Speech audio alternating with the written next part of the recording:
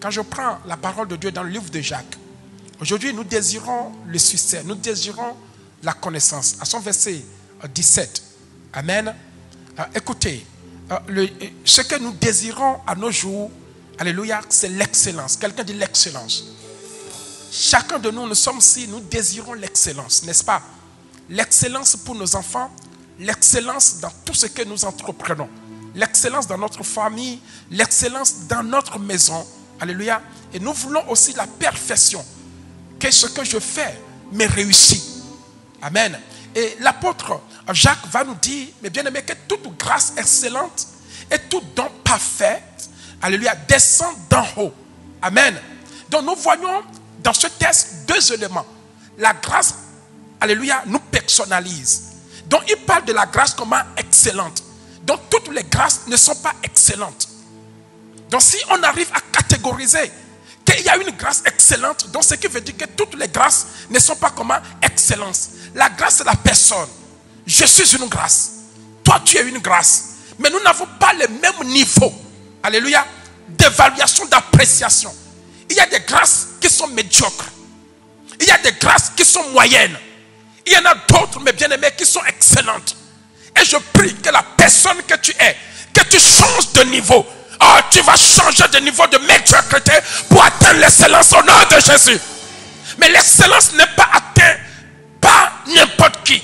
Il faut s'accrocher à Dieu pour que Dieu fasse de toi une personne excellente. Tu peux, mes bien-aimés, te battre. Mais si Dieu ne décide pas ton excellence, tu ne seras pas monsieur ou madame son excellence. Et je prie que la grâce que tu es et que les gens minimisent. Parce qu'ils ne voient pas en toi l'excellence. Puisque tu es dans la présence de Dieu. Que Dieu change cette grâce médiocre à une grâce excellente au nom de Jésus. Oh, si j'étais à ta place, j'allais sauter et je dis je reçois cette parole pour ma vie et pour ma génération au nom de Jésus. Bien-aimés, nous avons besoin d'atteindre, d'être une personne, alléluia, excellente. La Bible dit que Jésus est notre grâce, n'est-ce pas? Que la grâce est venue vers nous. Donc ce qui veut dire que la grâce représente une personnalité. Donc il y a des personnes médiocres qui étaient dans ta vie et qui ont détruit ta vie. Il y a des personnes moyennes avec qui tu n'as pu réussir quoi que ce soit. Mais j'aimerais t'annoncer une nouvelle personne.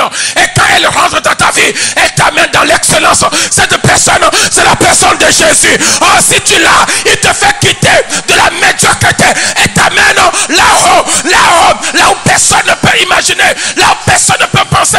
Il suffit d'avoir la foi. J'aimerais te dire, dis-moi le milieu que tu fréquentes et je te dirai le niveau de vie dans lequel tu es. Dis-moi le milieu que tu fréquentes et je te dirai le niveau de vie dans lequel tu te retrouveras plus tard. Alléluia. Si tu fréquentes les gens médiocres, laisse-moi te dire que tu vivras un avenir médiocre. Mais tu fréquentes une personne excellence. Oh, tu finiras dans l'excellence. Tu finiras dans l'excellence. Et la personne que moi je fréquente, mes bien-aimés, ce n'est pas une personne humaine, c'est une personne divine. Et lorsque je rentre à lui, je prends ce qui est à lui et je le dépose en moi. Je prends ce qui est à lui et je le dépose en moi. Parce que j'ai besoin de lui pour aller quelque part. J'aimerais te dire, tu as besoin de quelqu'un pour atteindre un autre niveau. Tu n'arriveras jamais tout seul. Tu as besoin d'un esprit. Si ce n'est pas l'esprit maléfique, si ce n'est pas l'esprit satanique, laisse-moi te dire, ce sera l'esprit de Dieu. Alors tu as besoin de cet esprit pour atteindre l'excellence. L'excellence est dans la main de Dieu. Laisse les gens, ils pensent qu'ils sont dans l'excellence. Mais la Bible me dit qu'il y a des vaines gloires. Il y a des vaines gloires. Tôt ou tard, alléluia, on finira par connaître celui qui les fait monter. Mais les choses de Dieu se font, alléluia, d'une manière progressive. Mon frère, ma soeur, tu es sur le chemin de l'excellence. On ne quitte pas ce chemin. Si tu quittes son chemin, je te dirai, si tu es échoué, c'est parce que tu as quitté celui qui rend excellent les gens qui ne le sont pas. Et la Bible me dit que toute grâce excellence et tout don parfait. Les dons symbolisent les talents. Le don, c'est le talent. Je prie que tes enfants seront cet enfant excellent aujourd'hui. Je vais oindre tes enfants et toi-même d'une huile excellente. Alléluia. Et ils vont acquérir à travers cette huile un don, un talent. Quand le Seigneur parle d'un talent parfait, donc ce qui veut dire qu'il y a des talents, il y a des travails, un travail ou un métier qui n'est pas parfait. Tu peux avoir quelque chose qui est comment imparfait. Tu peux avoir quelque chose qui n'est pas parfait. Qui va quitter des choses normales jusqu'à atteindre la perfection. Et je prie pour toi. Que ton travail atteint ce niveau. Je dis que ton métier changera. Ton entreprise un jour sera une entreprise comment? Parfaite. Alléluia. Tu seras dans un métier comment? Parfait. Ce métier te plaira. Je dis que ce métier fera, oui, tout dont tu auras besoin et il t'amènera dans la gloire. Et la Bible me dit que tout don parfait. Tu veux l'excellence, tu veux un travail excellent, accroche-toi à Dieu. Si tu ne réussis pas dans ton travail aujourd'hui, parce que ce n'est pas ce que Dieu veut que tu aies, alors cherche Dieu.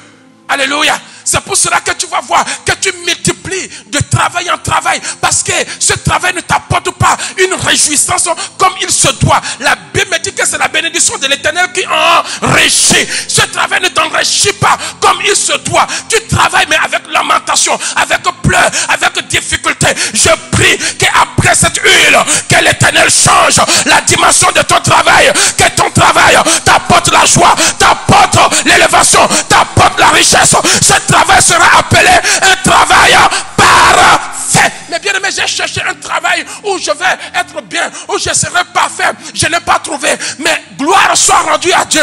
Il m'a donné un travail parfait. L'excellence est dans le ministère. Quand j'ai compris que servir l'Éternel, il n'y a pas mieux que cela. Il n'y a aucun travail qui soit parfait en dehors de celui de servir l'Éternel. Servir l'Éternel, c'est le travail le plus parfait au monde. Oui, il n'y a pas de service médiocre avec Dieu. Tous ceux-là qui ont ce don de servir sont dans la perfection. Le service, vous savez, dans notre travail séculier, il y a tellement de choses. Mais dans notre travail spirituel, waouh, on le fait avec amour. On le fait avec joie. Parce qu'on sait que ce travail est parfait.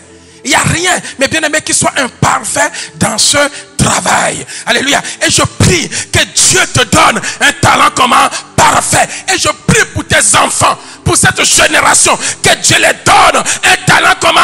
Parfait. Non seulement ils seront excellents, mais ils auront un travail parfait. Amen. Et le verset 18 me dit, il nous a choisis. Il nous a engendrés. Ce qui veut dire qu'il nous a choisis. Il nous a fait naître selon sa volonté, par la parole de vérité, afin que nous soyons en quelque sorte les prémices de ces créatures. Être prémisse veut dire être les premiers fruits. Les premiers fruits. Amen. Être prémisse veut dire, si on cherche quelqu'un à choisir, premièrement, ce seraient tes enfants. Vous savez, dans une entreprise, on cherche d'abord les premières personnes, n'est-ce pas? Quand on te choisit en premier, c'est là où on va choisir maintenant un second. Pour choisir le premier, on va déjà tester tout le monde. On va chercher les niveaux. On va dire, toi, tu es bon. On te met en premier. Et après, on cherche les moins bons, les moins bons, les moins bons, les moins bons, les moins bons, pour accompagner les plus bons. Mais la Bible me dit que quand tu t'accroches à lui, alléluia, il t'a déjà choisi pour être les prémices. C'est-à-dire, il n'y a pas un endroit où toi, tu seras la deuxième personne. Je prie pour toi. Il n'y aura pas un endroit où tes enfants seront les deuxièmes. Quel que soit ce qu'ils vont faire, je les place maintenant en tête. Oh, tes enfants seront toujours les prémices, quelle que soit l'entreprise, les prémices, quel que soit le pays, les prémices dans le nom de Jésus. N'est-ce pas qu'il est écrit que nous serons la tête et non la queue? Et Dieu cherche les prémices. Les prémices sont meilleures, les meilleurs que Dieu cherche. Je déclare que tes enfants et toi-même, vous serez les meilleurs dans cette nation au nom de Jésus. Dieu cherche toujours à choisir les meilleurs, même dans la nature. Mais bien aimé, on cherche les meilleurs. C'est pour cela qu'accroche-toi et inculque les bonnes choses à tes enfants pour qu'ils atteignent ce niveau. Parce que nous sommes appelés à régner. La Bible me dit que le monde entier attend avec un désir désire Adam la révélation des fils de Dieu. Nous ne pouvons pas servir l'Éternel et que nos enfants soient endeuillés quelque part et que toi-même tu sois endeuillé dans une entreprise. Non, non, ce n'est pas Dieu. Tout don que Dieu donne est comment?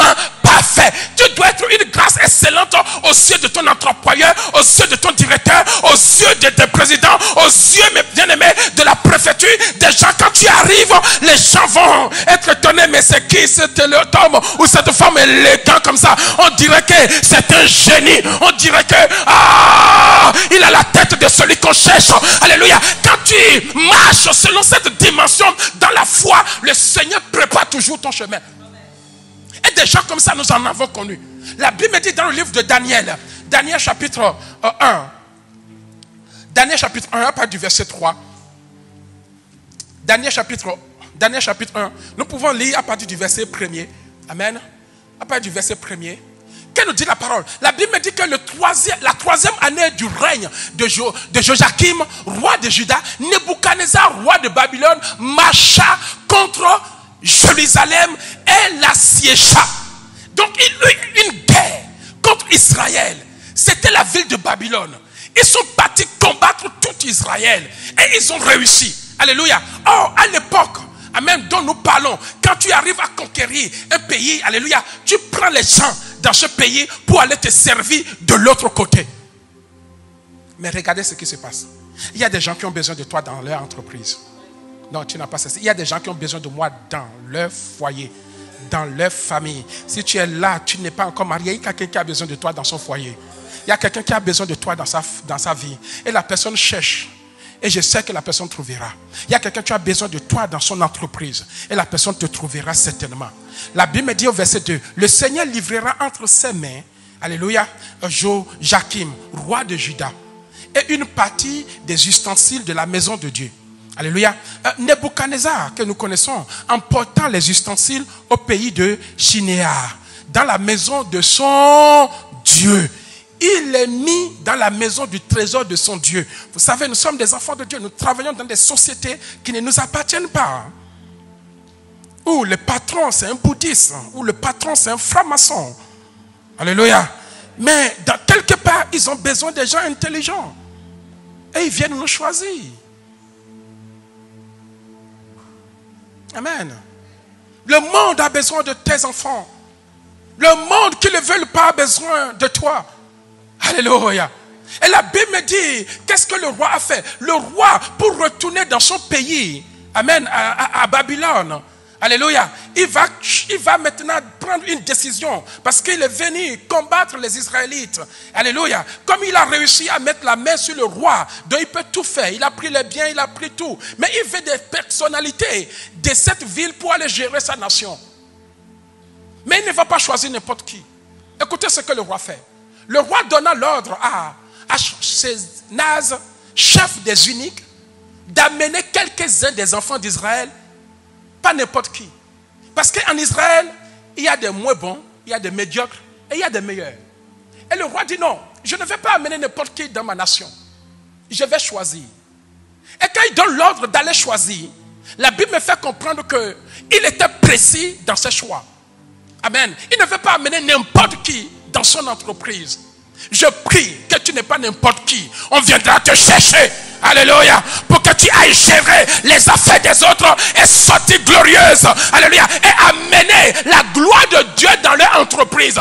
Et même ils seront étonnés. Depuis que j'ai embauché ce frère, il est honnête, il est fidèle. Sa présence a changé mon entreprise. Il est souriant. Oui, c'est rien ne l'effraie. Elle est toujours joyeuse. Elle est toujours, ah non, c'est des gens comme ça que j'ai besoin dans mon entreprise. D'où te vient ta joie? Tu te dis, vous vous confiez à des chats, à des idoles, mais moi, ma joie me vient de l'Éternel. Quand je viens dans ton entreprise, je rentre avec un autre esprit, l'esprit que vous n'avez pas. Vous avez l'esprit de la dépression, l'esprit de suicide, l'esprit d'angoisse, l'esprit de la mécune. Mais moi, je sais que je viens avec l'esprit du Seigneur. Je serai toujours dans la joie. Et pendant que tu fais ton travail, tu es le meilleur apprécié. Les gens vont te jalouser, les gens vont te calomnier, les gens vont te traiter de tout. Parce qu'ils ne savent pas, malgré la persécution, malgré la pénibilité du travail, toi tu te réveilles toujours. Parce qu'à 6 heures, tu as déjà invoqué l'Éternel. Et à 7 heures, tu es déjà au travail. Tu étais déjà rempli de la force de l'Éternel. Ils n'ont qu'à se lever, ils n'arrivent pas à te terrasser. Parce que ton Dieu n'est pas leur Dieu. Ton Dieu n'est pas leur Dieu. Ils ont un Dieu que toi tu n'as pas. Ton Dieu s'appelle Éternel des armées. Quand il s'élève, les montagnes tombent. Quand il parle, il amène à l'existence les choses qui n'existent pas. Il fait disparaître la dépression. Il fait disparaître le pleurs. Il fait disparaître les angoisses. Il fait disparaître tout ce qui peut ennuyer à ta vie. Et il te dit, ma fille, lève-toi et avance. Je suis avec toi. Lève-toi et avance. Je suis avec toi. Ils te feront la guerre, mais ils ne te vaincront jamais. Qu'est-ce que la sorcellerie? La sorcellerie ne peut rien. L'enchantement ne peut rien contre Israël. Tu es Israël. Tu es Israël. Qu'est-ce que Babylone? Les dieux de Babylone ne peuvent rien contre toi. Accepte simplement le contrat. Signe le contrat. Signe le contrat. Signe le contrat. Signe le contrat. Tu es la personne choisie de l'Éternel. On a besoin de toi dans les loges. On a besoin de toi. N'aie pas peur. N'aie pas peur. N'aie pas peur. L'Éternel sera avec toi. Quand ils se lèveront contre toi, ils fuiront par cette chemin. Quand ils se lèveront contre toi, ils fuiront par cette chemin. Signe simplement le contrat. Signe simplement le contrat. Signe simplement le contrat. Les dieux ne sont pas les dieux. Ils sont des serpents. Mais toi tu as Jésus-Christ de Nazareth. Ils ont des serpents. Mais toi tu as Jésus-Christ de Nazareth. Ils ont des lions. Mais toi tu as le lion de la tribu de Juda. Alléluia. Peu importe. Peu importe. Peu importe ce qu'ils te feront. Tu ne seras jamais atteint. Ils te vaincront. Ils t'attaqueront. 10 000 tomberont à ta côté. 20 000 à ta droite. Jamais tu seras atteint de tes yeux simplement. Tu verras la rétribution des méchants. Les méchants de ton travail. C'est eux qui seront licenciés. C'est eux qui seront jetés au feu. C'est eux qui seront jetés au feu. Mais toi, tu sortiras toujours de les pièges. Tu sortiras toujours du feu. Peu importe ce qu'ils font pour toi dans ce pays. Tu sortiras la tête haute. Tu sortiras la tête haute. Car l'Éternel sera toujours avec toi. Est-ce que quelqu'un peut acclamer le roi des rois?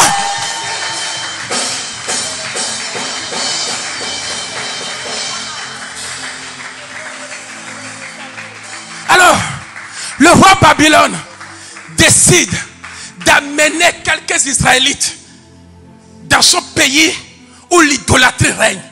Mais il a dit, vous allez m'amener quelques enfants d'Israël de la race comment royale. Ce qui veut dire qu'en Israël, tous n'étaient pas dans la race comment royale. Alléluia.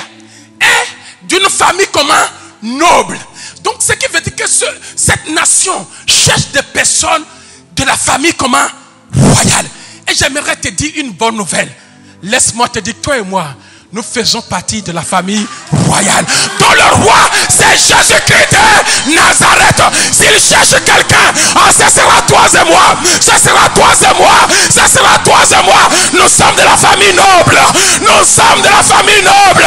Nous sommes de la famille noble. L'Éternel est mon berger. Je ne manquerai de rien. Voilà ma noblesse. Voilà ma noblesse. L'Éternel est notre berger. Une famille noble ne manque de rien. Une famille noble ne manque de rien. Une famille riche ne manque de rien. Parce que l'Éternel est notre berger. Toi et moi, nous faisons partie de la race. Alléluia, de Christ. Alléluia. Nous sommes héritiers de lui. Amen. Elle a bien dit au verset 4.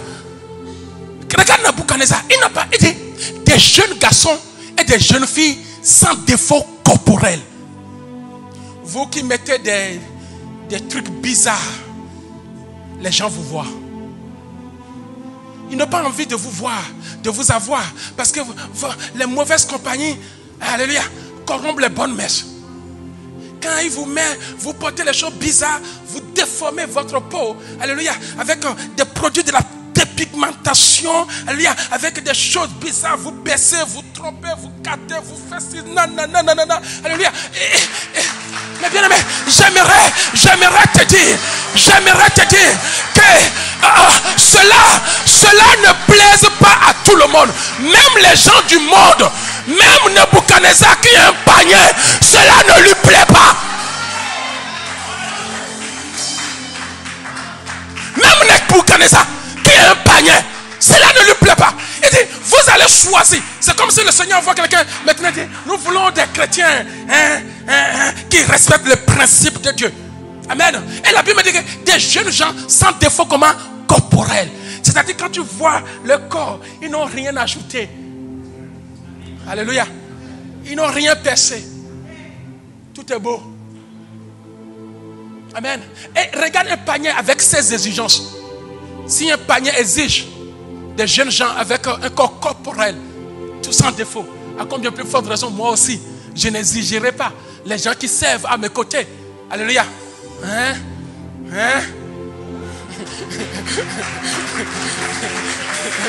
Est-ce que quelqu'un vient acclamer le Seigneur?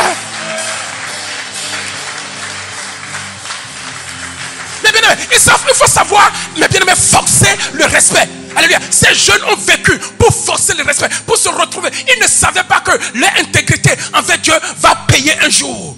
Les sacrifices envers Dieu va payer un jour. Voilà un roi qui arrive, qui va choisir des jeunes gens, des jeunes filles sans défaut corporel, beaux de figure, doués de sagesse et d'intelligence et d'instruction, capables de sévir dans le palais du roi. Je suis en train d'établir tes enfants.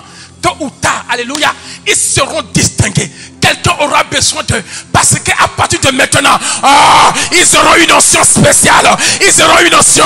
Alléluia. L'huile va transformer leur corps. Amen. Amen. Ils seront doués d'intelligence, de sagesse, d'instruction. Parce que la société aujourd'hui a besoin de personnes instruites. Moi, j'ai besoin de personnes instruites aussi. Pour gérer quand ils parlent, tout soit waouh. Amen. Mais non, c'est la loi de la société. Alléluia. Et si nous ne faisons rien, mais bien aimés, nous serons toujours les derniers. Or, Christ n'a pas dit ça. Il a dit dans sa volonté, il a fait de nous les prémices de sa créature. Donc, ce qui veut dire que partout où nous allions, les gens aillent. C'est nous d'abord et les autres après.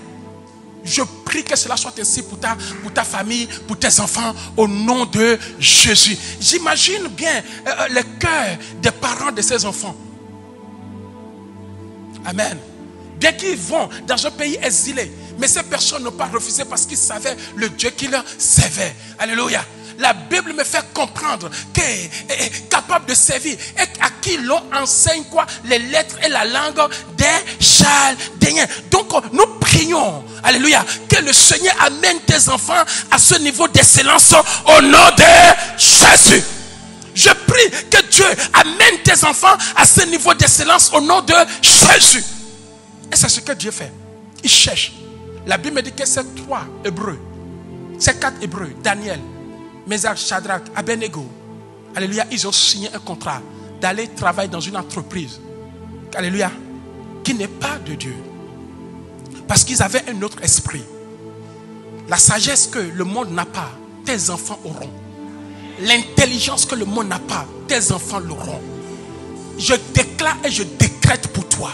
Cette huile va te distinguer, va distinguer tes enfants des autres. Je le déclare que le monde a besoin des enfants intelligents. Et ce sera le départ pour tes enfants. S'ils ont échoué quelque part, la Bible me dit que ne soyez pas conformés par ce monde, mais soyez transformés par le renouvellement de votre intelligence. Et l'onction d'huile que je vais faire va renouveler l'intelligence de tes enfants, va renouveler la sagesse de tes enfants. Si autrefois ils avaient perdu la sagesse à cause du péché, à cause de leur incrédulité, à cause de leur comportement, ce soir je vais le renouveler au nom de Jésus. J'aimerais terminer. Comment réussir? Nous allons rapidement dans le livre de 1 Samuel. 1 Samuel chapitre 16, le verset 1 au verset 13. Et je vais prier pour quelqu'un. Est-ce que quelqu'un croit à la prière de ce soir? Amen. Tu es le choix de Dieu. Nous sommes une génération choisie. Lorsque Dieu dit que je suis le choix de Dieu, alléluia, Amen. Quelqu'un dit, je suis le choix de Dieu. Je suis une génération choisie. Lorsqu'on parle de choix, ce qui veut dire qu'il y a plusieurs opportunités. Et je déclare qu'il y aura plusieurs opportunités qui vont se présenter devant toi au nom de Jésus. J'ai dit qu'il y aura plusieurs opportunités qui se présenteront devant tes enfants au nom de Jésus. De telle enseigne qu'ils auront le choix. Et le choix va leur permettre de choisir l'excellence. Alléluia. Quand tu n'as pas le choix, tu choisis la médiocrité. Tu choisis ce qui reste. Tes enfants ne seront pas le cas. Ils choisiront avant que les autres n'arrivent. Et ils vont déjà choisir ce qui est bien. Et ils laisseront la médiocrité à ceux-là qui ne craignent pas l'Éternel au nom de Jésus. Comprenez-moi, quand Dieu te dit que tu es une génération choisie, ce qui veut dire qu'arrivé dans ta vie, il y aura tellement des opportunités qui se présenteront devant toi. Et quand on parle des opportunités, donc ce qui veut dire qu'il y aura tellement des potentialités que tu as. Tu seras doué dans beaucoup de choses d'une manière que tu ne vas pas te permettre de prendre n'importe quoi. Parce que Dieu sera ce pouvoir qui est en toi. La Bible dit, l'Éternel dit à Samuel, quand cesseras-tu de pleurer sur Saül? Je l'ai rejeté afin qu'il ne règne plus sur Israël. J'aimerais établir une génération parce qu'il y a des gens qui n'ont pas compris les devoirs dans cette société et les places seront destituées et tes enfants occuperont les meilleures places au nom de Jésus. Amen. La Bible dit qu'afin qu'il ne règne plus à l'Israël, remplis ta corne d'huile et va. Je t'enverrai chez qui? Chez qui? Chez Isaïe, le Bethlémite. Car j'ai vu parmi ses fils celui que je désire pour roi. Est-ce que quelqu'un peut donner une offrande d'acclamation à son Dieu? Alléluia. Alléluia. Alléluia. Alléluia. Et je prie pour toi que cette huile fera la distinction entre toutes choses au nom de Jésus. Amen. Le verset 2. Samuel dit, comment irai-je? Ça c'est le propos de Samuel. Et moi, quand l'Éternel m'a parlé, j'ai pris ma corne d'huile. Alléluia. Je l'ai remplie. Et je sais que quelqu'un sera béni ce soir au nom de Jésus. Alléluia.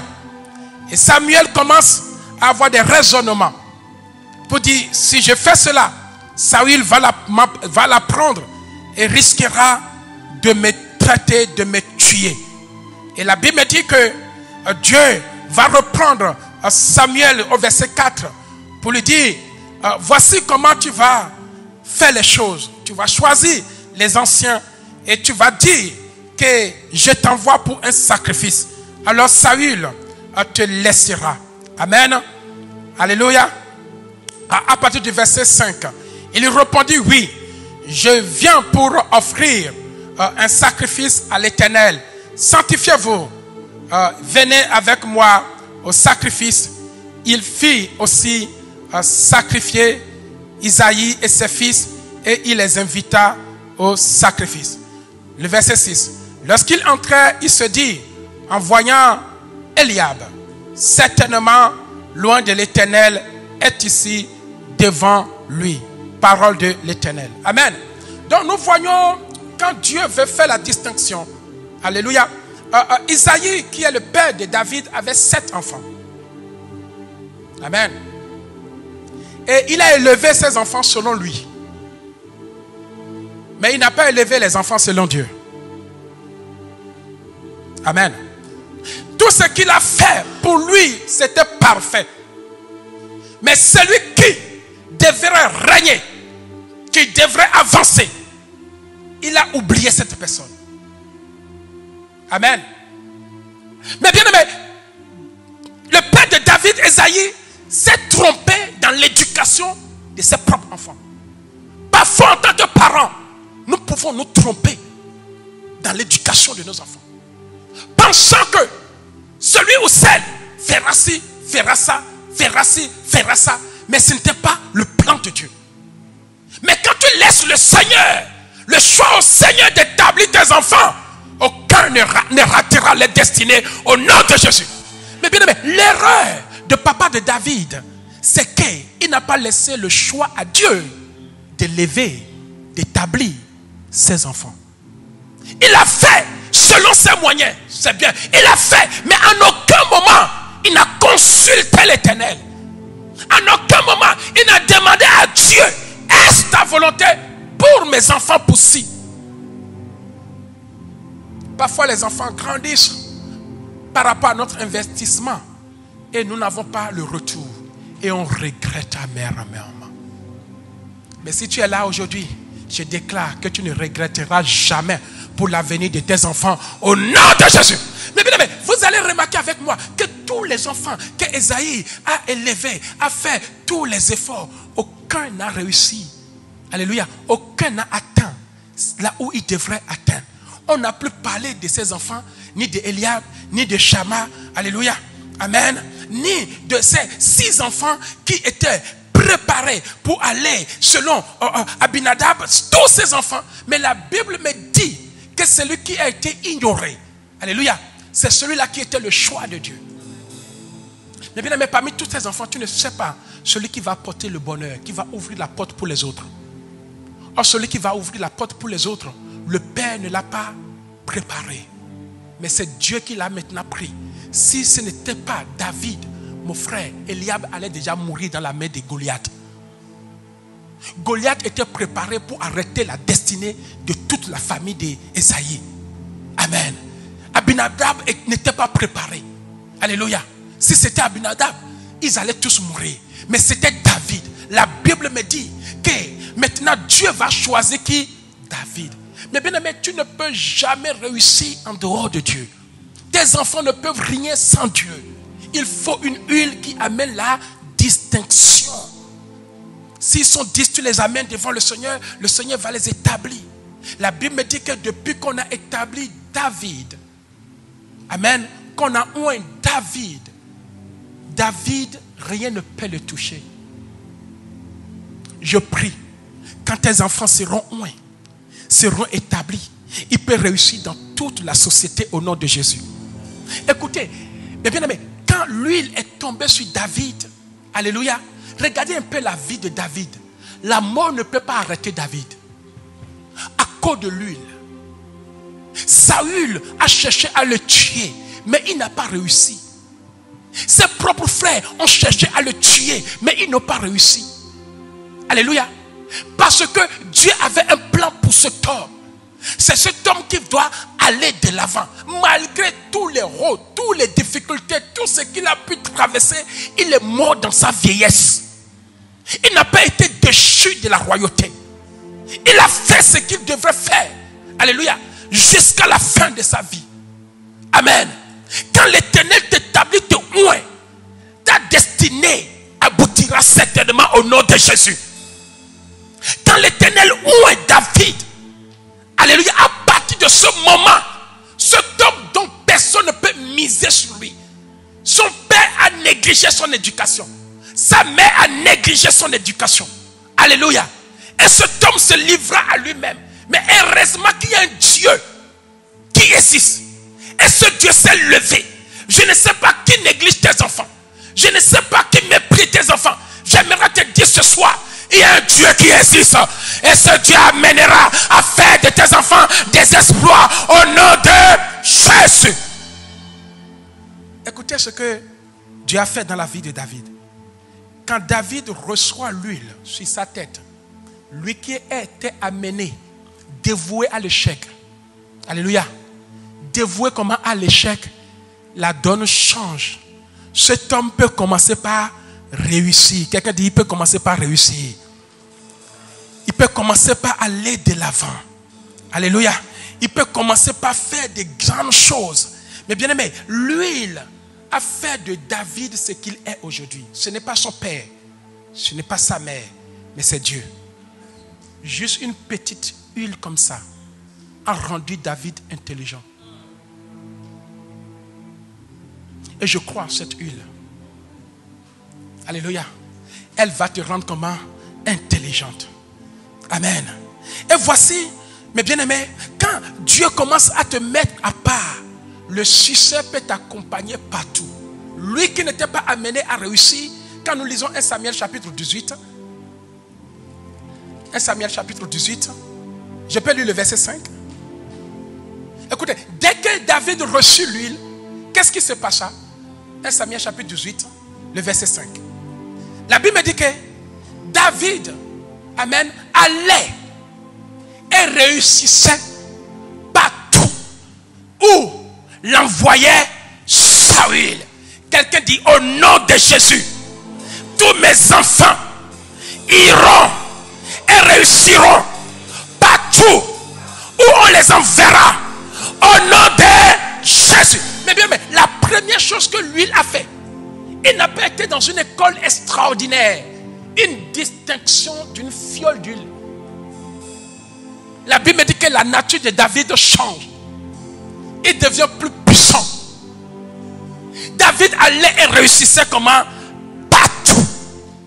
Quand tu mets le verset 14, toujours dans 1 Samuel chapitre 18 verset 14, la Bible dit il réussissait dans toutes ses entreprises. Quelqu'un qui s'élève avec une huile, il avait des multitudes d'entreprises. Je prie pour toi, tes enfants auront des multitudes d'entreprises au nom de Jésus.